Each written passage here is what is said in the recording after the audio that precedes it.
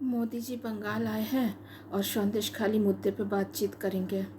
मैं तो हमेशा से ही इसे एक फर्जी आंदोलन कह रही हूँ और अभी भी मैं अपनी राय पे कायम हूँ।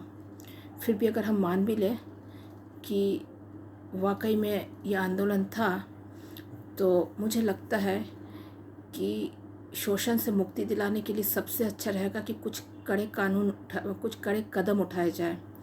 एक शेख शाहजहाँ को बंदी बना के फिर उसको लॉकअप में अब्दुल करीम तेलगी या वीरप्पन की तरह मरवा दे के अपने काले राज छुपा लेना क्या राष्ट्र के लिए हितकर होगा? नहीं, कदापि नहीं। ये सब जो शोषण है संदेशखाली, चूनोखाली, बासंती, गोशाबा, मधुसूदनपुर, इन इलाकों में जो हो रहा है, ये बहुत पुराना है।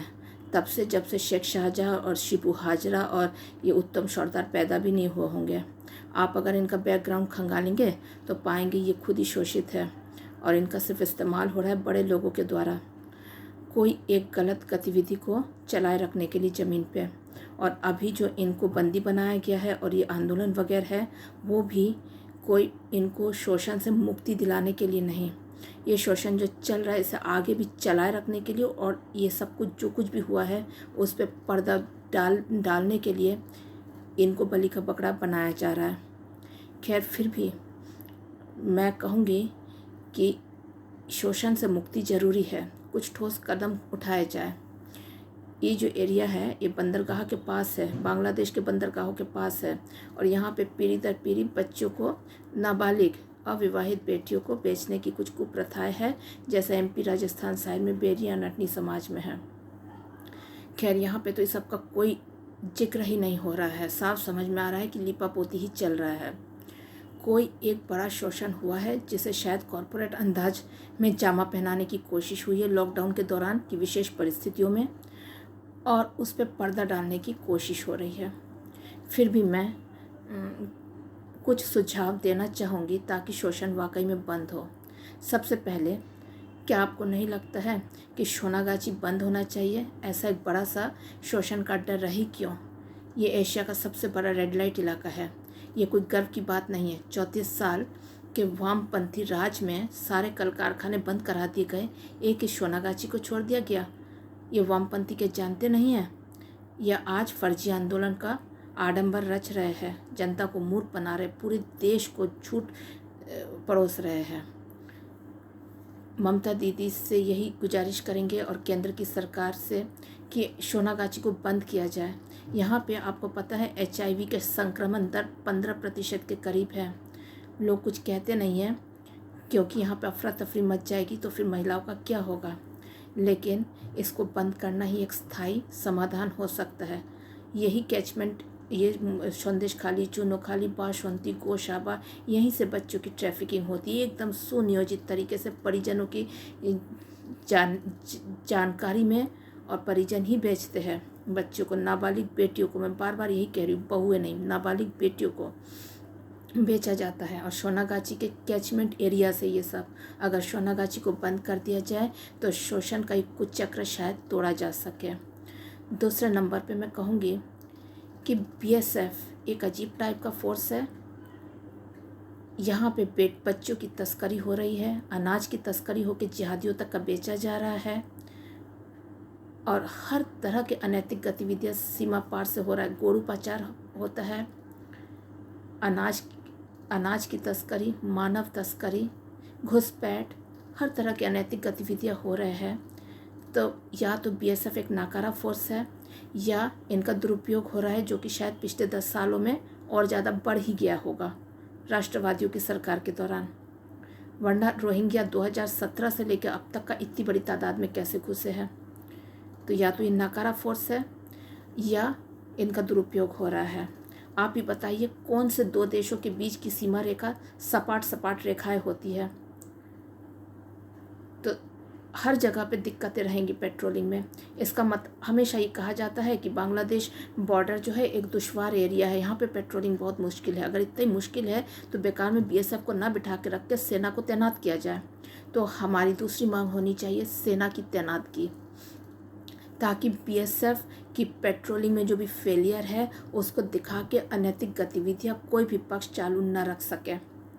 तीसरी मांग मैं कहूँगी कि बोपन्ना गवाई और नागेश्वर राव की जो 19 मई 2022 की जजमेंट है उस पर संसद में चर्चा हो, बहस हो, सभी पक्षों को बहस में हिस्सा लेने का मौका दिया जाए।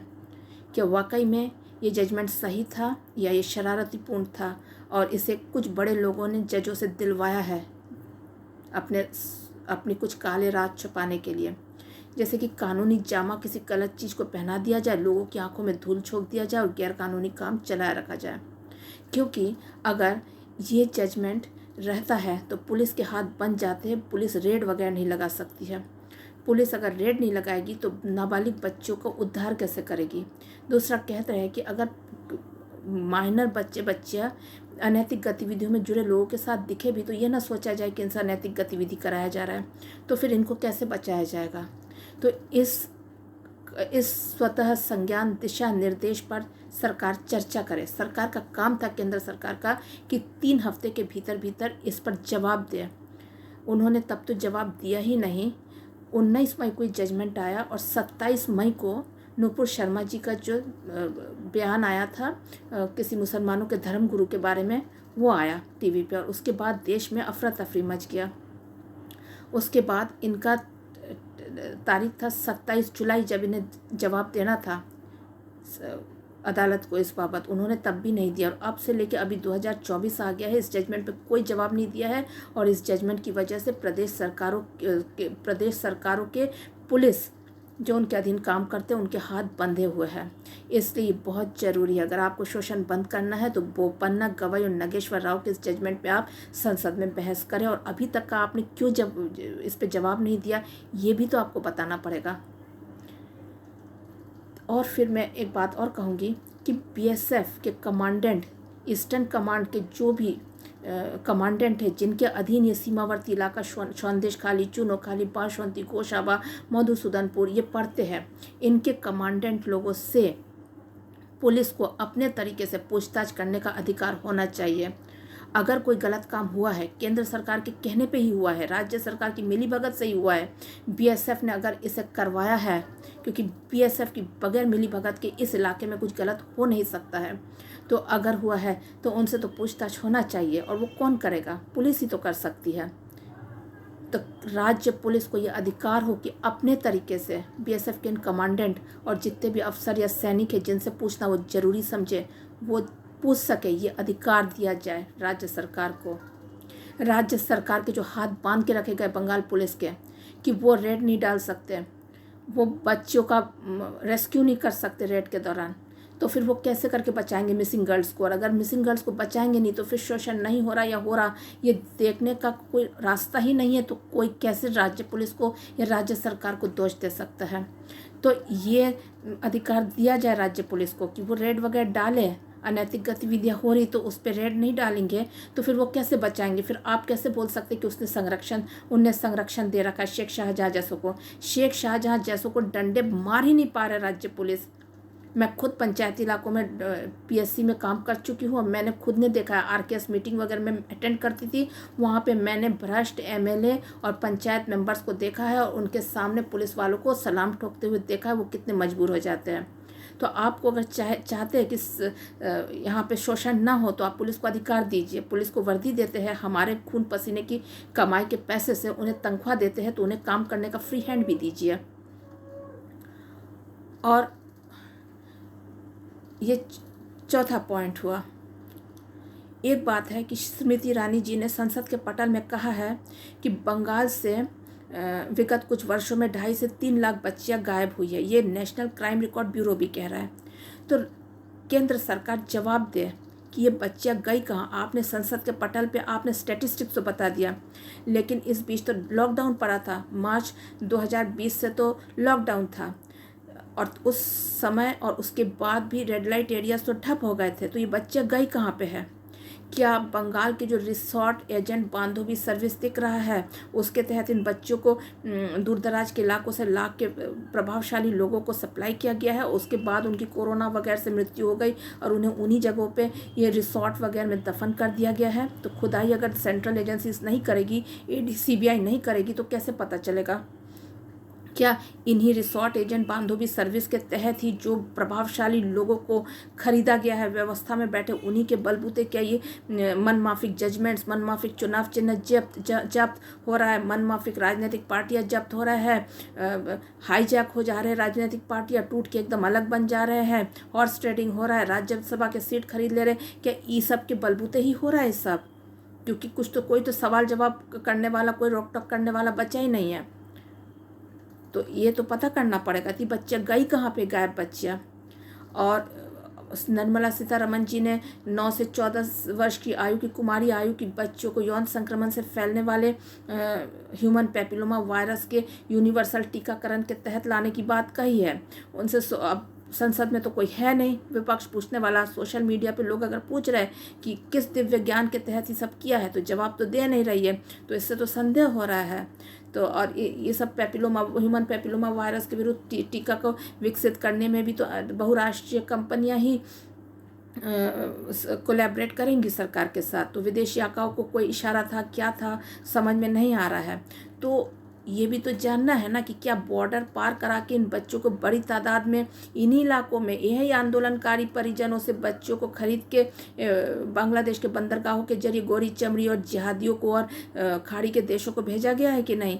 तो ये और इन इलाकों से जो पिछले 10 साल में 2015 से लेकर अभी 24 तक का जितनी बच्चियाँ गायब हुई है, मैं साफ शब्दों में फिर से कह रही हूँ, नाबालिग बेटियाँ, अविवाहित बेटियाँ जो गायब हुई है, उनका केंद्र सरकार एक लिस्ट जारी करे ताकि हम स्थानीय स्तर पे समझ पाए कि हो क्या रहा है यहाँ पे। और जो रिपब्लिक और आनंद बाजार पत्रिका ने तो अपनी पत्रकारिता का कमाल दिखाई दिया है, लेकिन बाकी जो लोग हैं जैसे रवीश कुमार जी है या राजदीप सरदेसाई जी है, जिनका हमने वीडियो देखा रतलाम और इस सब जगह मंदसौर वगैरह में किस तरह से बेटियों को बेच रहे हैं परिजन लाखों में, तो वो या बीबीसी इस तरह के जो न्यूज़ चैनल है और पत्रकार है, इनको प्रोत्साहित किया जाए, इन जगहों में जाए और ये नाबालिग अविवाहित बेटियों से बात करें। हमें दिखे तो सही कि वे वहाँ है भी कि नहीं, कि सबकी ट्रैफिकिंग कर दी गई है और सिर्फ बहुओं को आगे करके तमाशा किया जा रहा है।